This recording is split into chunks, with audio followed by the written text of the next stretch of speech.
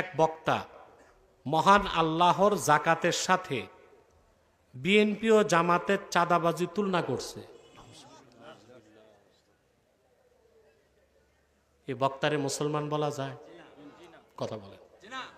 আমাকে আপনারা অপবাদ দেন, আমি কথায় কথায় কাফের বলি। ওরা কথায় কথায় কাফের হয় বলেই তো আমি কথায় কথায় কাফের বলি। আচ্ছা ভাই, ক্যান্সার হাসপাতাল আছে না ঢাকায়? প্রতিদিন অন্তত 10 জন রুগীকে ডাক্তার বলতেছে আপনার ক্যান্সার হয়েছে। মাসে 300 রুগী। ডাক্তার ঘোষণা দেয় কি হয়েছে?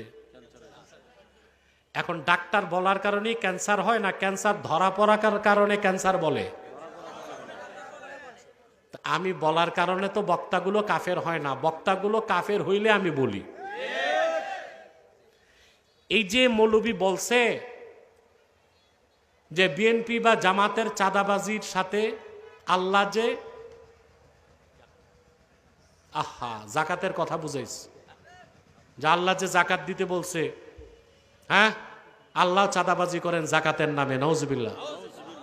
এই কথা যদি বক্তা বলে থাকে নিঃসন্দেহে সে কাফের এবং ওয়াজিবুল কাতাল, তওবা না করলে তার কোনো মাফ নাই।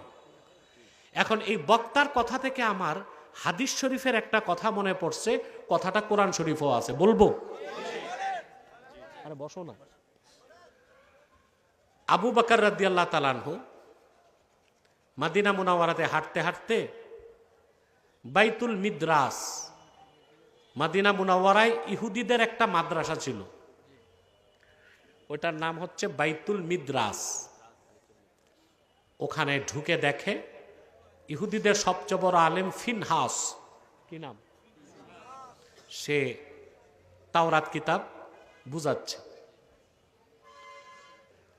ফিনহাসকে আবু বকর সিদ্দিক রাদিয়াল্লাহু তাআলা আনহু বললেন, ফিনহাস তুমি তো তাওরাত পড়ছো, তুমি তো জানো আল্লাহর হাবিব মুহাম্মদ সাল্লাল্লাহু আলাইহি সাল্লাম আল্লাহর আখিরি নবী, তো ঈমান আনো না কেন? তো ইহুদি আলেম ফিনহাস জবাব দিয়েছে একটা কারণে। বলে কি কারণ? বলে আল্লাহ তো ফকির, আমরা ধনী। বলে কেন? বলে আল্লাহ বলছেন ওমাই ইউকরিদুল্লাহ করদান হাসানা, কে আছে আল্লাহকে উত্তম ঋণ দিবে? তা আল্লাহ যদি ধনী হইতো তো ঋণ চাইছে কেন?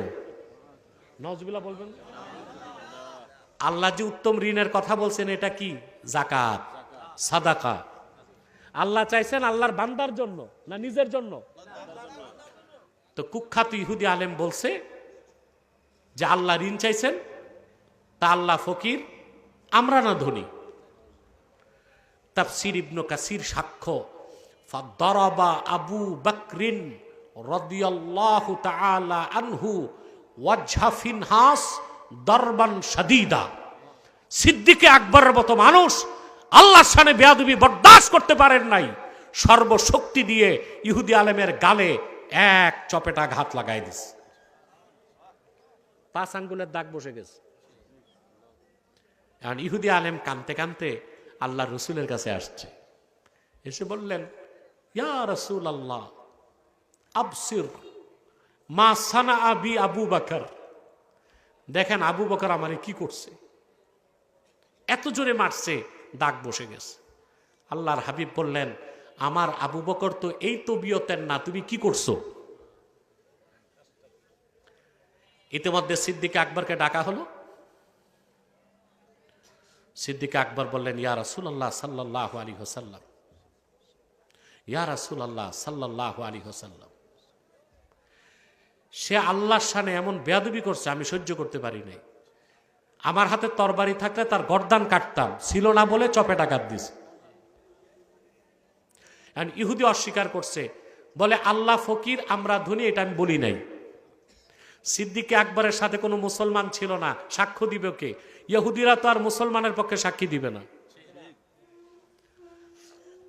সিদ্দিক আকবরের পক্ষে আল্লাহ সাক্ষ্য দিয়া ওহী নাজিল করলেন, লাকাদ সামিআল্লাহু কাওলাল্লাযীনা ক্বালু ইন্নাল্লাহা ফাকীরুন ওয়া নাহনু আগনিয়া। প্রিয় হাবিব মুহাম্মদ সাল্লাল্লাহু আলাইহি ওয়াসাল্লাম, ইহুদি আলেম ফিনহাস যে কথা বলেছে আল্লাহ ফকির আমরা ধনী, সিদ্দিক আকবর সত্যই বলেছে, আল্লাহ কথাটা নিজে শুনেছেন। এখন ওই ইহুদি বলছিল আল্লাহ ফকির, আমরা ধনী। কুখ্যাত ইহুদি এই কথাটা বলছিল। অবাক লাগে, ১৫০০ বছর পর লেবাসদারি বক্তা কি বলল? যে আল্লাহ চাঁদাবাজি করেন। এটা শয়তানটারে মুসলমান বলা যাবে? জনগণ কিরকম গাঁজাখোর যে এটার স্টেজ থেকে নামতে দিছে। এই বক্তাটারে আচ্ছা মতো উত্তম মধ্যম দেওয়া দরকার ছিল। আগে মানুষ ওয়াজ শুনতে যায় তুই ইমান বাড়াইতে, এখন ওয়াজ শুনতে গেলে ইমান যায়। নজরুল্লাহ বলেন, ইমান নাই মানে কোন কাফের হইছে, এটা কোন, এটা বলতে হবে অবশ্যই। আর কষ্ট দিচ্ছি না, আসুন তওবা করি। পড়ুন বিসমিল্লাহির রহমানির রহিম।